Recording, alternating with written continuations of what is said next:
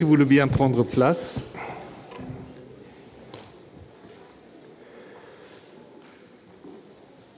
Monsieur le Président de l'ADMICAL, chers intervenants, chers collègues, Mesdames, Messieurs. En tant que vice-président de l'Assemblée des professeurs du Collège de France, ainsi qu'au nom de notre administrateur, M. Alain Prochian, malheureusement empêché, j'ai l'honneur et le plaisir de vous accueillir ici au Collège de France. Grâce aux efforts de l'association ADMICAL et de son président, c'est pour la troisième année consécutive que nous pouvons réunir ici les entreprises et les fondations qui s'engagent quotidiennement à travers le mécénat et la philanthropie. Le forum de cette année a mis l'accent sur le mécénat dans un cadre européen et ce choix me paraît particulièrement judicieux. Il est vrai qu'aujourd'hui, l'idée de l'Europe n'a pas bonne presse. On observe dans de nombreux pays une montée des discours populistes identitaires qui ont déjà gagné beaucoup de gouvernements et qui prônent le retour à une identité nationale mythique et mythifiée. Or, les grands défis que doit affronter notre planète, réchauffement climatique, inégalité des richesses, accroissement de la population mondiale, recherche de ressources énergétiques nouvelles et renouvelables, etc., ne peuvent être relevés par des pays qui veulent rester isolés et repliés sur eux-mêmes. En ce qui concerne l'Europe, c'est seulement à travers la construction d'une Europe de la connaissance, de la mise en commun de moyens de faire avancer la recherche, et la recherche à tous les niveaux, que ces défis seront relevés. Le Collège de France, qui est heureux de vous accueillir, a inscrit cette recherche libre et dans tous les domaines dans sa devise « Docet omnia », il enseigne tout. Et on pourrait rajouter « il enseigne tout à tout le monde ». Le Collège de France est né en 1530, certes comme une institution du roi de France, mais en même temps dans une perspective européenne, puisque le Collège royal est en quelque sorte un produit de la Renaissance, qui, elle, a cherché à fédérer et à faire dialoguer les savoirs et les savants de toute l'Europe.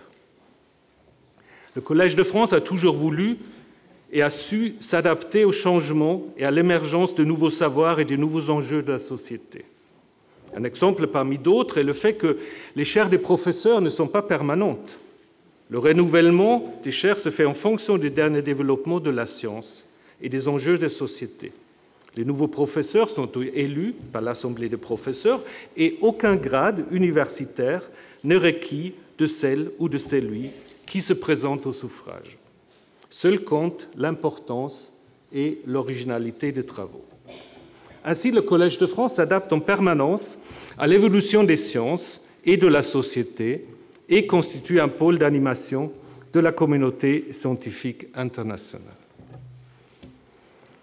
Il n'existe en effet, en Europe, voire dans le monde, aucune institution comparable au Collège de France, qui combine une recherche et un enseignement de pointe, tout en étant entièrement gratuit et en offrant ses cours à tout et à chacun.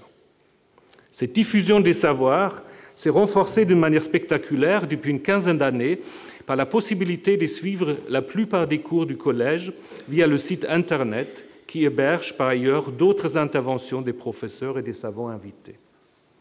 Cette diffusion numérique s'inscrit dans le développement des humanités digitales, dont le Collège de France a été un des premiers acteurs. Permettez-moi aussi de mentionner que le Collège de France va inaugurer en automne 2019, sur le site Cardinal Lemoine, l'Institut des civilisations. Cet institut, sans doute unique en Europe, réunira sur un même lieu des chaires, bibliothèques et équipes travaillant sur l'anthropologie, sur le Proche-Orient, l'Extrême-Orient, ainsi que sur la Méditerranée ancienne, médiévale et moderne. Ce projet permet un décloisonnement unique entre ces champs de recherche avec une interdisciplinarité concrète. Dans un contexte où on met en avant les tensions, les conflits entre les cultures et les civilisations, on cherche à nouveau à se cloisonner, il est urgent de montrer comment les différentes civilisations, interagissant les unes avec les autres, ont apporté et apportent encore leur pierre à la marche de l'humanité. Seule une lecture scientifique transversale peut aujourd'hui aider à comprendre le présent par une mise en perspective historique.